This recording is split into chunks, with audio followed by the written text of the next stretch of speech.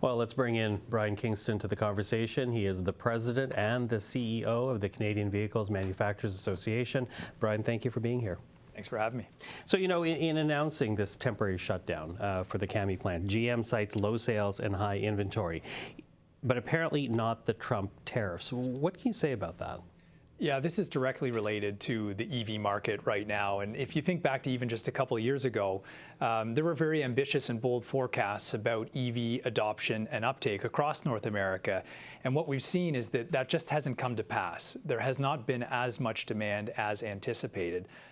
Good news here, though, is that this plant is the only plant in the world that is building this vehicle. And this vehicle is popular, and as we see more and more fleets greening, this is a vehicle that I think is going to see significant uptake. So it's unfortunate to see the news today, but we just are not seeing the evolution of the EV market progress as expected. Okay, not the evolution, but you couple that with what we're hearing from Donald Trump, and here we have a president who is not as enthusiastic about vehicle mandates as was his predecessor, Joe Biden. Is North America moving away from the EV future?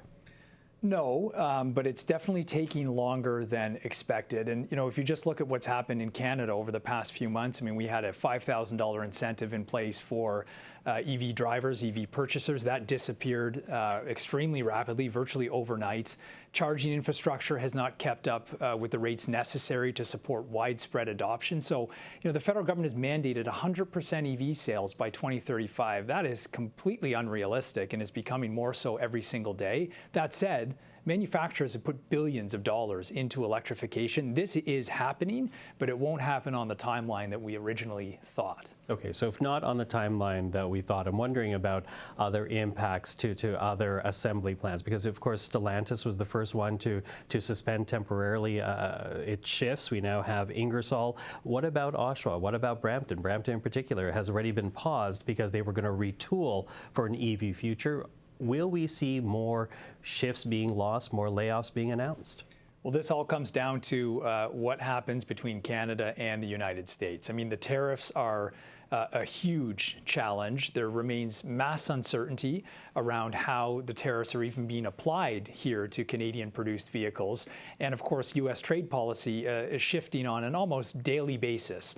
And so this makes it really difficult for an industry that has long planning horizons and makes investments for the long term. So we need to get to the table with the Americans, find a way to negotiate out of these tariffs and keep this Canadian footprint thriving. But until we get to that point, it will be an uncertain period over the next few weeks. Okay, I don't know if this goes to your point, but we did hear, or see rather, a report, and this was just yesterday, the Center for Automotive Research. They say that the Trump tariffs could cost the North American auto industry about $57 billion. That's in Canadian currency. They also say that the price of vehicles could go up anywhere from $5,000 to over $10,000, again in Canadian currency. What do you want officials in this country to take out of that report? Yeah, this report just underlines how expensive the Trump trade policy is going to be for manufacturers. So there are a couple of things to take from it.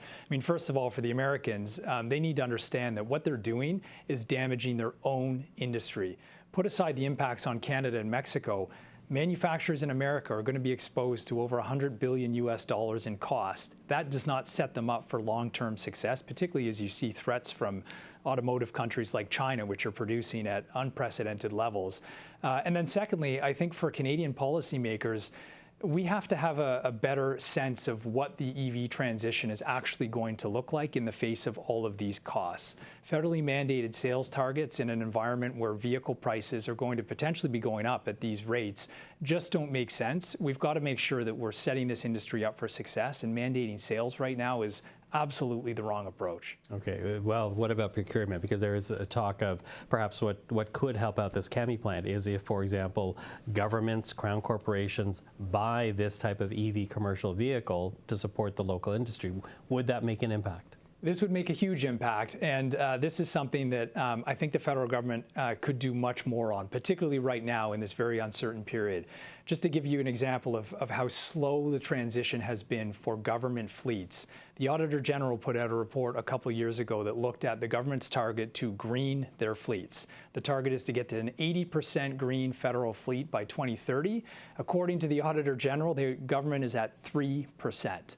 There has been virtually no progress in purchasing electric vehicles and plug-in hybrids for government fleets. And we have this amazing facility in Ingersoll that is producing the exact type of vehicle that governments will need, and we're not seeing major purchases from governments, not just the federal government, but municipalities and provinces. So I'd like to see more action on that front. It will help meet our carbon emission reduction targets, and it will support these industries and these plants through this very uncertain time. Well, uncertain, as you say, looking for more decisions from Ottawa on this one. Brian Kingston, thank you for that. Thank you.